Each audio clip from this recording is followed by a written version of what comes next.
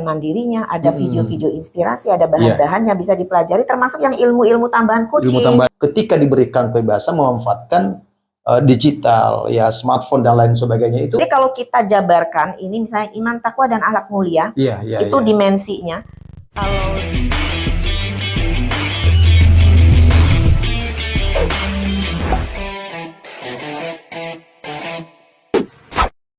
Alur Podcast, tempatnya bicara. Assalamualaikum warahmatullahi wabarakatuh. Selamat siang dan salam sejahtera untuk kita semua. Alhamdulillah kita kembali dalam bincang-bincang tentang dunia pendidikan yang tentu saat ini sangat menarik untuk kita semua. Dalam sesi ini teman-teman yang berbahagia, para sahabat di mana saja berada, kita akan lebih fokus ya membahas soal transformasi digital dan merdeka belajar.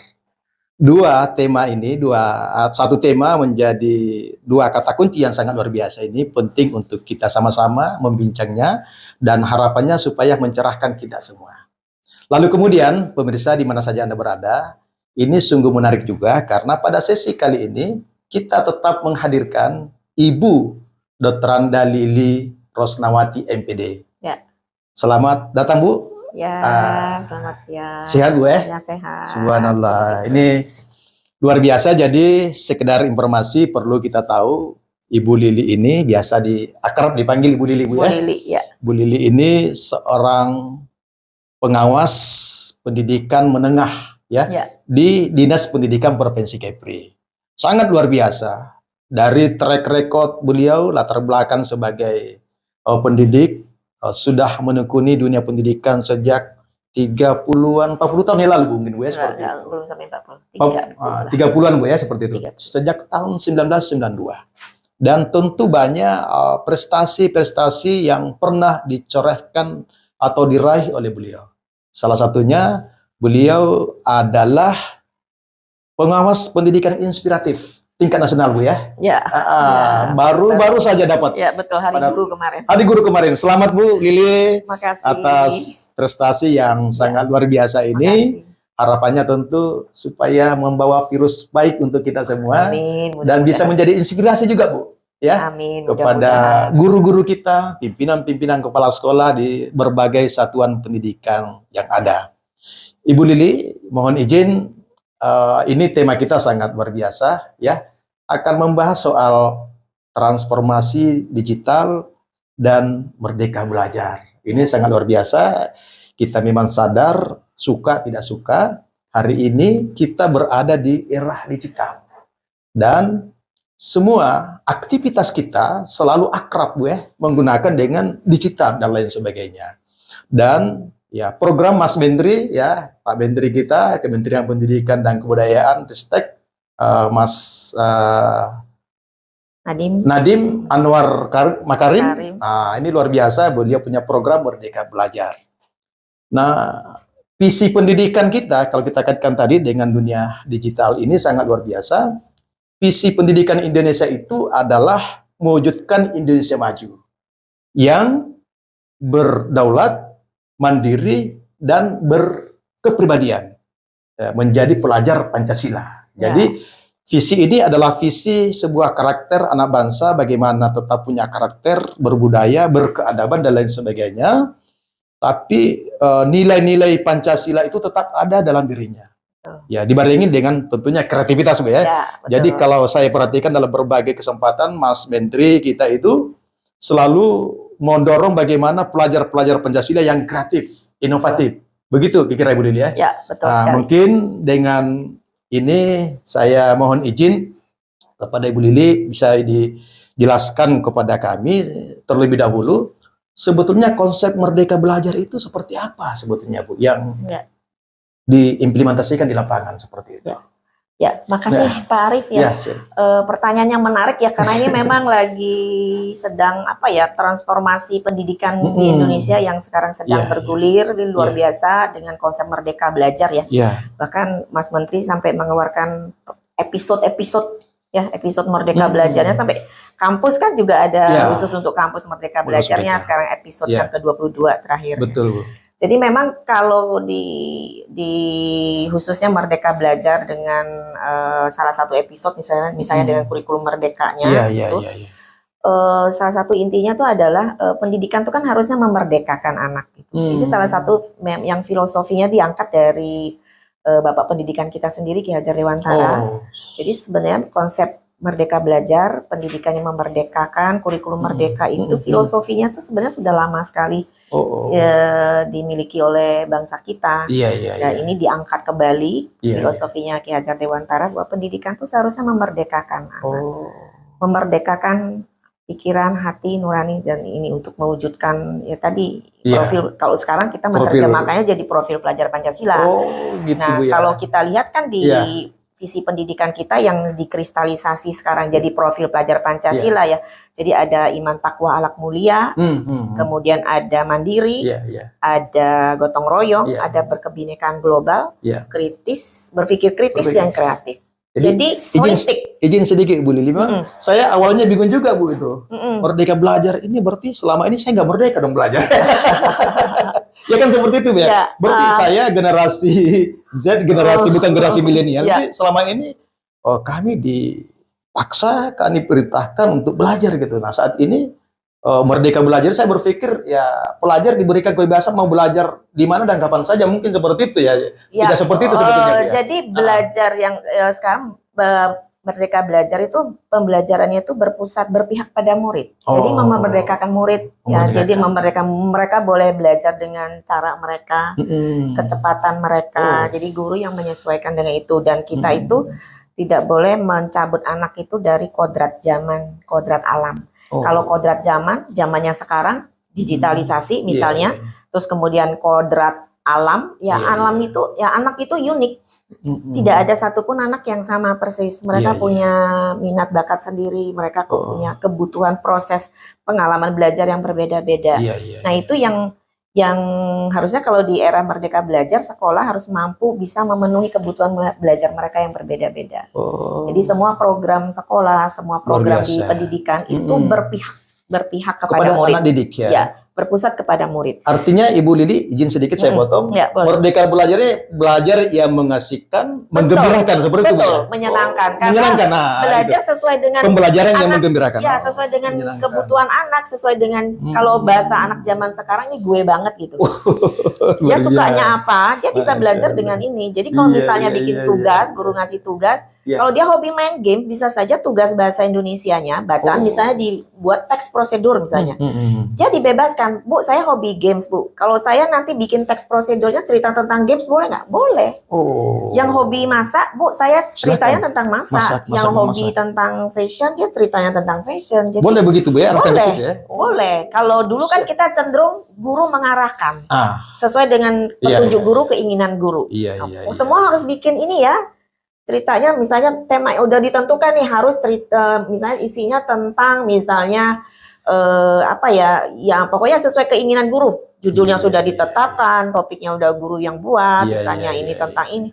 Kalau sekarang anak-anak boleh berkreasi. Bahkan misalnya kalau ngasih tugas, yang hobi ngomong, bikin podcast kayak gini, Bu, misalnya membahas nilai-nilai Sumpah Pemuda gitu ya, Pak. Nilai-nilai Sumpah Pemuda kalau zaman dulu guru itu kan biasanya nak tulis dalam bentuk makalah atau pidato. Semua anak harus pidato tentang isi Sumpah Pemuda. Padahal mungkin ada anak yang yang tidak suka pidato, tidak suka pidato, dia hobi nyanyi. Jadi kalau sekarang dengan Merdeka Belajar ini, ya boleh anak-anak, Bu, kalau saya hobi nyanyi, nilai-nilai Sumpah Pemuda itu boleh nggak saya tulis dalam bentuk lagu, saya buat lagu terus saya nyanyikan. Boleh. Suka nulis puisi dalam bentuk puisi. Nah ini. Yang suka podcast yang ngobrol berdua. Izin Bu Lili, konsep ini belum secara masif menurut saya sampai ke publik kayaknya Bu ya, seperti itu ya. Jadi gambaran-gambaran lain ini luar biasa nih teman-teman pemirsa di mana saja Anda berada. Ternyata kita hari ini saat ini dapat pencerahan luar biasa dari Bu Lili. Apa itu konsep Merdeka Belajar gitu. Jadi belajar yang mengasihkan sesuai dengan kebutuhan dan kemana arah anak didik itu seperti itu. Keunikan anak itu sendiri ya, luar biasa. Ya, jadi anak-anak betul-betul senang dengan dunianya sebagai pelajar gitu, pelajar Pancasila. Jadi belajar itu bukan sesuatu kewajiban. Iya. Karena seneng sesuai dengan keminat dia, passion dia, ini gue banget gitu. Gue banget. Akhirnya anak tuh seneng di situ belajar. Ya. Dan ini sih sebenarnya kan kita kurikulum merdeka sudah dimulai di sekolah penggerak. Jadi ada sekolah yang perintis untuk melaksanakan kurikulum merdeka, itu namanya sekolah penggerak. Itu mereka udah ada angkatan 1 sudah 1 tahun berjalan, sekarang masuk angkatan 2. Tapi di tahun 2022 ini sekolah-sekolah yang mau menerapkan, siap menerapkan kurikulum merdeka, itu boleh mereka mendaftar sesuai dengan kesiapan, terus nanti sesudah diverifikasi, oke, mereka boleh melaksanakan kurikulum merdeka. Kalau sekolah penggerak, bedanya mereka dapat pendampingan. Kalau yang jalur mandiri ya tidak dapat pendampingan, mereka melaksanakan secara mandiri. Jadi memang tapi belum semua sekolah memang yang melakukan itu. Sebagian masih dengan kurikulum 2013. Kurikulum itu ya. Tapi Ibu Lili kaitannya dengan Merdeka Belajar, dengan dunia digital hari ini. Ya, betul. Kira-kira gambarannya seperti apa Bu pemanfaatan digital hari ini? Jadi kan bertransformasi namanya. Betul. Transformasi digital dengan dunia Merdeka Belajar seperti apa? Nah, jangan-jangan khawatir juga sebagian loh orang tua mengatakan, wah ini semakin dahsyat ini digital nanti disalahgunakan, diberikan kebebasan. Kan merdeka ini cenderung kita artikan kebebasan sebetulnya Bu ya. Padahal kebebasan yang bertanggung jawab, kebebasan bertanggung jawab. Kira-kira seperti apa Bu dalam pemanfaatan digital itu di era sekarang? Jadi tadi seperti yang saya sampaikan kan kita kalau lihat dari filosofinya Bapak Pendidikan kita Dewantara bahwa pendidikan itu nggak bisa mencabut di kodrat zaman dan kodrat alam. Kodrat alam itu keunikan anak punya potensi masing-masing. Kodrat zaman ya di zaman yang seperti sekarang kita nggak bisa lepas dari digital. Hampir semua bidang kehidupan tuh semua pasti ada digitalnya, teknologi informasi itu pasti. Termasuk di dunia pendidikan. Mungkin yang justru lebih harus ini di dunia pendidikan karena dunia pendidikan tuh mempersiapkan anak-anak menghadapi era digital. Era digital Bu ya. Kehidupan yang harus dimasuki oleh anak adalah dunia penuh digital. Dunia kerja digital, kalau sekolah sendiri tidak menyiapkan digital ke anak, apa jadinya anak-anak kita? Nah, jadi memang digital itu ya memang kodrat zaman yang memang sudah harus ini. Cuma memang ada dilema-dilema ada masih plus minusnya dalam menghadapi ini. Kita tidak bisa sama sekali karena memang sudah zamannya dan harus seperti itu. Nah, tinggal bagaimana sekarang mengatasi ekses itu negatif. Nah, itu jadi persoalan Bu Lili. Jadi di kami izin Bu, kami di dunia kampus kita kan kampus pendidikan ya, punya mempersiapkan calon-calon guru pendidik itu seperti itu. Dilema dalam dunia digital ini orang bertanya, bagaimana Pak kira-kira mengatasinya anak-anak yang ketika diberikan kebebasan memanfaatkan digital ya, smartphone dan lain sebagainya itu untuk belajar gitu. Tapi kan satu sisi ini kadang disalahgunakan gitu seperti itu. Jadi kalau saya memandangnya memang dunia digital, kebebasan informasi ini seperti pisau bermata dua. Ya, betul. Ya Bu ya? Betul. Ya sama dengan dunia pers, jurnalistik itu manfaatnya itu seperti pisau bermata dua. Kalau barang ini dipergunakan untuk kebaikan, itu punya manfaat. Tapi kalau bisa salah menggunakan, bisa kena memenggal leher kita sendiri Bu. Mungkin ada nggak Bu kira Ibu berikan pandangan bagaimana sesungguhnya kita arahkan kepada anak-anak didik kita, ya khususnya ini kepada orang tua sendiri Bu ini, dalam pemanfaatan digital ini di dunia saat ini Bu. Seperti apa kira Bu? Memang di beberapa sekolah-sekolah kan sedang menghadapi dilema juga terhadap digital ya. Di satu sisi kita tidak bisa, kalau misalnya sekolah, misalnya contoh kasusnya soal boleh apa tidak bawa HP ke sekolah. Nah, ada beberapa sekolah yang sekarang sudah membolehkan, tapi ada sekolah yang tetap nggak boleh bawa HP sama sekali. Nah, sementara pembelajaran kita kan harus berbasis digital sekarang semua nih. Betul. Nah, jadi kalau saya sih sendiri pribadi berpendapat gini, selama sekolah belum sanggup menyediakan fasilitas TIK betul di sekolah, berarti kita sebenarnya nggak bisa melarang anak, karena yang kita mengharapkan anak itu menggunakan HP itu untuk pembelajaran. Positifnya. Memang nanti perlu ada tindakan-tindakan khusus lah dari sekolah bagaimana bisa menglokalisir ya penggunaannya supaya benar-benar hanya untuk pembelajaran, tidak digunakan di luar hal-hal itu. Tapi kalau sekolah sudah mampu menyediakan perangkat TIK yang cukup buat anak-anaknya, boleh ngelarang nggak bawa HP, nggak apa-apa. Karena kan digital kita masih bisa jalan dengan fasilitas sekolah. Tapi selama sekolah belum sanggup menyediakan sarpras itu, saya rasa memang membawa HP itu masih harusnya ya tetap diizinkan, tapi dengan syarat-syarat, dengan pengaturan atau pengawasan lah. Dan saya melihat sekarang ini tantangan yang luar biasa di dunia pendidikan dan guru-guru kita, Pak, menghadapi ini. Sebagai orang tua kita juga kewalahan, guru-guru juga. Jadi memang kita bisa mengatasi dengan bantuan teknologi juga ya. Kalau saya lihat di beberapa kampus, beberapa sekolah itu sudah WiFi sekolah kan sudah bisa disetting. Anak itu hanya bisa mengakses tertentu saja. Dia nggak bisa bebas kemana-mana, walaupun pakai WiFi sekolah. Jadi bisa ada settingannya seperti itu. Nah, kalau sudah anak masuk, kalau dia bawa HP, kalau dia pakai WiFi-nya sekolah, dia nggak bisa bebas. Sudah diblok mana-mana saja yang bisa dipakai. Kecuali kalau dia pakai kuota sendiri. Kalau dia pakai kuota sendiri kan kita nggak bisa ngeblok kan, Pak. Betul. Jadi dengan teknologi, teknologi kita ngatasi juga dengan teknologi. Satu sisi ya, satu sisi. Tapi sisi yang lain memang harus ada yang diperkuat di anak itu karakter tadi ya, Pak ya. Kita balik lagi ke profil pelajar Pancasila itu tadi. Jadi berpikir kritis, kreatif ya, mandiri, akhlak mulia, iman takwa dan akhlak mulia. Jadi kalau kita jabarkan ini misalnya iman takwa dan akhlak mulia, itu dimensinya. Kalau di yang sudah dikeluarkan dirilis oleh kementerian di dimensi akhlak mulia, iman takwa dan akhlak mulia itu ada elemen-elemennya lagi. Ada akhlak kepada diri sendiri, ada akhlak kepada negara, akhlak kepada alam, akhlak kepada sesama manusia. Nah, akhlak kepada diri itu termasuk bagaimana dia bisa merawat diri sendiri baik dari mental, sisi kesehatan mental dan fisiknya. Nah, jadi guru-guru kita itu memang sekarang tantangannya adalah ilmu yang guru-guru kita dapat kemarin di dunia waktu ketika mereka dipersiapkan jadi guru, itu sebenarnya sudah nggak cukup lagi, Pak.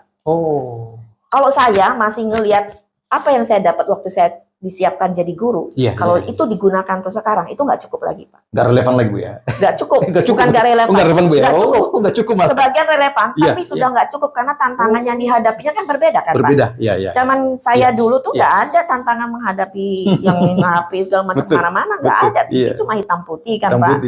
Siaran cuma tertentu saja. Itu pun numpang di tetangga Bu, nontonnya rame-rame ya kan. Nah ini dengan HP sendiri bisa kemana-mana, jadi guru tuh sudah harus punya ilmu tambahan. Jadi mungkin dunia pendidikan lembaga apa ya, LPTK ya, lembaga yang menyiapkan tenaga pendidik ini, udah harus guru itu diberi ilmu-ilmu tambahan supaya bisa membantu memperkuat karakter anak. Jadi karakter itu kadang-kadang kalau kita bicara pendidikan karakter dari dulu udah ada pendidikan karakter, tapi guru itu tidak dikasih ilmu yang cukup. Gimana sih caranya menumbuhkan karakter itu? Bukan hanya lewat nasihat. Nasihat ujung-ujungnya ngomel. Ngomel anak tambah lari kan, Pak. Tapi ternyata ada ilmu-ilmunya, misalnya coaching dalam pembelajaran. Lalu ada pembelajaran sosial emosional. Nah sekarang itu mulai di kementerian itu sudah. Kita punya sekarang kementerian menyiapkan namanya platform Merdeka Mengajar, Pak. Digital lagi nih, Pak. Digital lagi Bu ya? Ya, digital platform Merdeka Mengajar. Ini platform tempat guru mengajar karena di situ disiapkan perangkat-perangkat ajar, buku-buku yang bisa guru ambil untuk membantu mereka mengajar. Ada tempat guru belajar. Di situ ada pelatihan mandirinya, ada video-video inspirasi, ada bahan-bahan yang bisa dipelajari, termasuk yang ilmu-ilmu tambahan coaching, pembelajaran sosial emosional, supaya guru itu punya daya, punya kekuatan untuk bisa membantu menguatkan karakter anak. Jadi, oke, ini HP, ya ini HP, fungsinya ini, ya. Kalau kamu misalnya lihat ini konsekuensinya apa? Bukan sama ini guru kita kan biasa sanksi, hukuman. Tapi diajarin tentang konsekuensi, disiplin positif. Nah sekarang tuh mulai guru-guru kita dibekali dengan seperti itu, ilmu pembelajaran sosial emosional, coaching dan pembelajaran, bagaimana menumbuhkan disiplin positif. Jadi kalau sudah terbentuk disiplin positif, anak itu dikenali dengan konsekuensi, dimanapun dia berada, orang tua gak ada ngawasin pun, dia tahu kalau itu sudah terbentuk. kalau dari kecil anak itu dilatih disiplin positif seperti itu, dia bisa mengekang, mengendalikan diri sendiri lah dengan disiplin positif itu. Ini Bu Lili, sebelum kita akhiri segmen ini ya, sebelum kita akhiri, satu hal paling penting harus dijawab, ini penting Bu ini. Ini soal program transformasi digital di Kepri. Kepri ini kan ya mungkin kalau Batam, Tanjung Pinang, dan mungkin Bintan ya relatif secara jaringan internet dan lain itu cukup bagus. Tapi bagaimana dengan daerah-daerah lain yang tidak memadai dalam soal jaringan internet itu Bu, untuk merealisasikan program transformasi digital ini di Natuna, Anambas, Lingga dan lain sebagainya Bu? Kira-kira di Kepri seperti apa Bu menghadapi persoalan-persoalan ini? Memang daerah-daerah yang internetnya masih susah ya. Tapi kan transformasi digital kan tidak, kalau saat internet susah kan kita bisa, anak-anak itu bisa tetap kok mengakses bahan-bahan yang mungkin sudah di-download dulu oleh gurunya, download nanti baru di-sharingkan ke anak-anaknya. Jadi masih bisa walaupun Bu, mungkin tidak secepat, tidak semaju itu. Dan juga mungkin terkait misalnya anak-anak yang dari sisi ekonomi kurang beruntung, masalah kuota, tidak sanggup menyediakan misalnya, ya kalau ke saya sebagai pengawas ke sekolah selalu saya sarankan, tolong siapkan komputer-komputer di perpustakaan. Beberapa komputer perpustakaan untuk membantu anak yang dia tidak punya kuota untuk bisa mengakses, dan dia dipersilakan anak menggunakan fasilitas sekolah untuk mengakses.